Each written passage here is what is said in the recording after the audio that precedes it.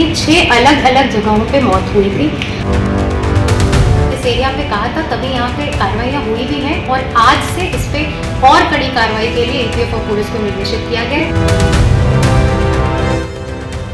राजस्थान के अलवर जिले में जहरीली शराब ने कहर बरपा दिया है। 26 अप्रैल से 28 अप्रैल के बीच जहरीली शराब पीने से बैंतपुर और किशनपुर गांवों के कम से कम 7 लोगों की मौत हो चुकी है, जिससे इलाके में सनसनी फैल गई और प्रशासन पर गंभीर सवाल खड़े हो गए हैं। जहरीली शराब पीने से सबसे पहली मौत 26 अप्रैल को बैंतपुर निवासी 45 वर्षीय सुरेश वाल्मीकि की हुई। इसके अगले ही दिन 27 अप्रैल को 2 और मौतें सामने आई। इनमें किशनपुर निवासी 47 वर्षीय रामकिशोर और बैंतपुर निवासी 39 वर्षीय रामकुमार की मौत हुई। इसके बाद 28 अप्रैल को सबसे ज्यादा मौतें हुई। इस एक दिन में किशनपुर के 60 वर्षीय लालाराम, 40 वर्षीय भारत और बैंतपुर के 65 वर्षीय ओमी की जान गई। मृतकों की उम्र 39 से 65 वर्ष के बीच थी और सभी 2 गांवों बैंतपुर और किशनपुर के निवासी थे।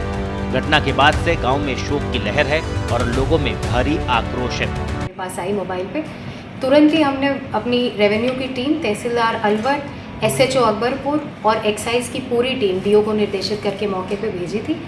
अब तक जानकारी जो मेरे पास आई है उसमें 6 मौतों की पुष्टि जो बताई गई है वो है कि 6 अलग अलग जगहों पे मौत हुई थी। हर एक के घर जाके हमारी टीम ने बहुत ही डेप्थ में जाके तफ्तीश की है। 6 में से 3 में हमें ये जानकारी मिली है कि उनका तो शराब के सेवन से कोई लेना देना नहीं था। परिवार वालों ने ये बताया है कि एक व्यक्ति की मौत हुई है, किसी कीटनाशक के स्प्रे के बाद उनको सिम्टम्स आए, उनकी मृत्यु हो गई। दूसरे में एक हाई बीपी की कागज़ मिले हैं जो सीएमएचओ साहब ने देख के हमें ये बताया है कि शायद ये हाई बीपी की वजह से मृत्यु हुई है। और तीसरे में परिवार ने दमा का अटैक बताया और उसकी दवाइयाँ भी दिखाई हैं। इन तीनों का ही शराब के सेवन से कोई लेना देना नहीं था।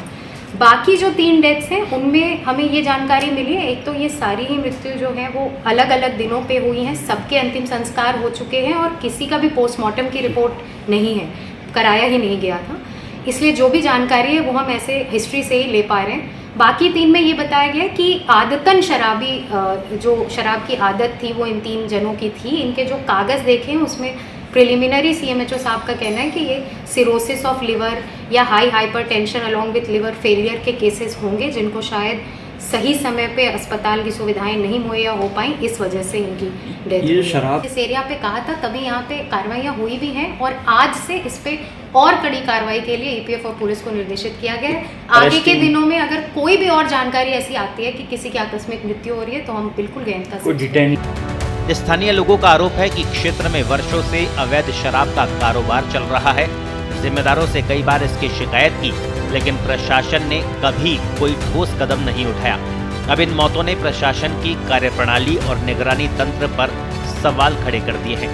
साथ ही प्रशासन की अवैध शराब कारोबारियों से मिलीभगत को भी सामने ला दिया है। हालांकि प्रशासन ने मामले की जांच शुरू कर दी है, मगर अभी तक किसी की गिरफ्तारी नहीं हुई और न ही अवैध शराब के मुख्य स्रोतों का पता चल पाया।